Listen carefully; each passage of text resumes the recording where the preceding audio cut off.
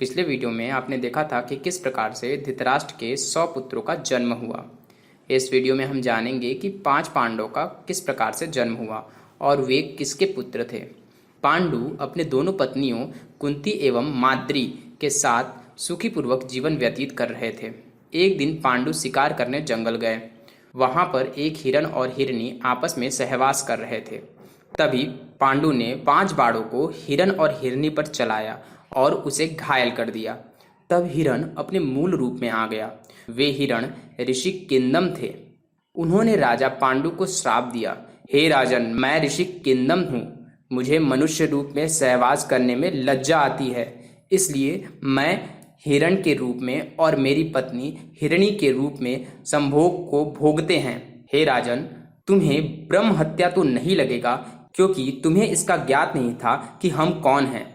किंतु मैं तुम्हें श्राप देता हूँ, जिस प्रकार से तुम मुझे समागमन करते हुए मृत्यु प्रदान किए, उसी प्रकार से तुम जब भी अपनी पत्नियों के साथ समागमन करोगे, तुम्हें मृत्यु अवश्य प्राप्त होगी।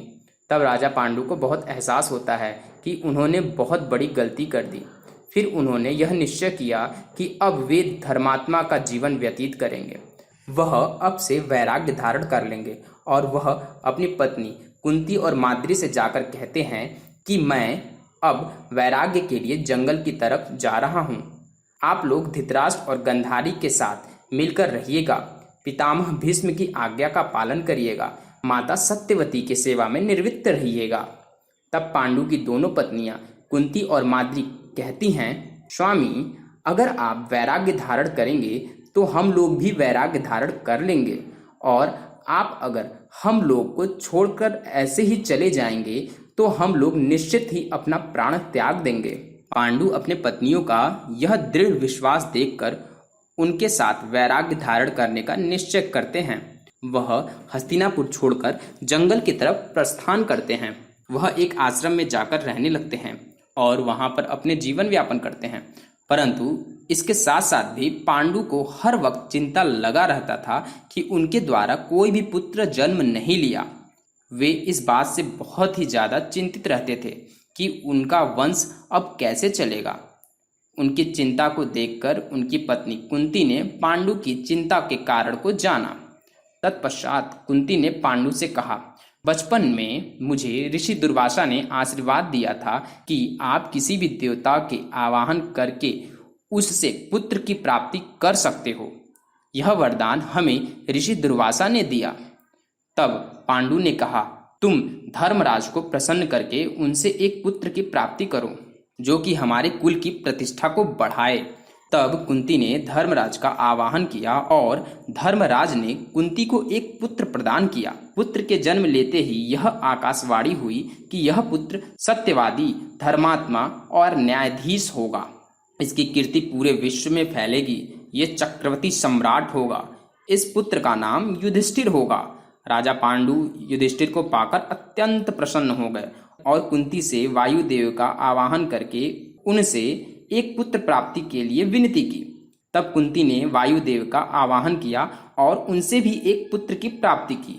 उस पुत्र का नाम पड़ा भीम। वह बहुत ही बलवान और तेजस्वी था। पैदा होते ही मां के हाथ से भीम छूट गया और वह एक पत्थर पर जा टकराया। पांडु यह सब देखकर बिल्कुल दंग रह गए कि भीम को कुछ भी नहीं हुआ, परंतु वह पत्थर टुकड़ों में विभक्त हो गया। पिछले वीडियो में हमने आपको बताया था कि दुर्योधन और भीम एक ही दिन जन्म लिए थे।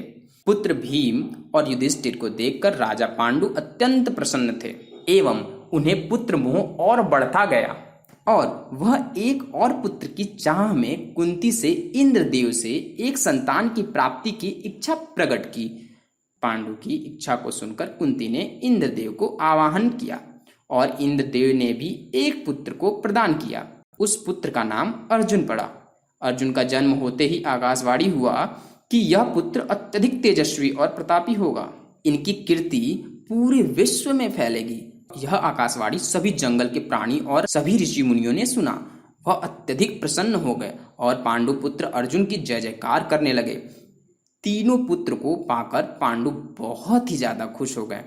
तीनों पुत्र को देखकर माद्री के मन में भी पुत्र की लालसा हुई।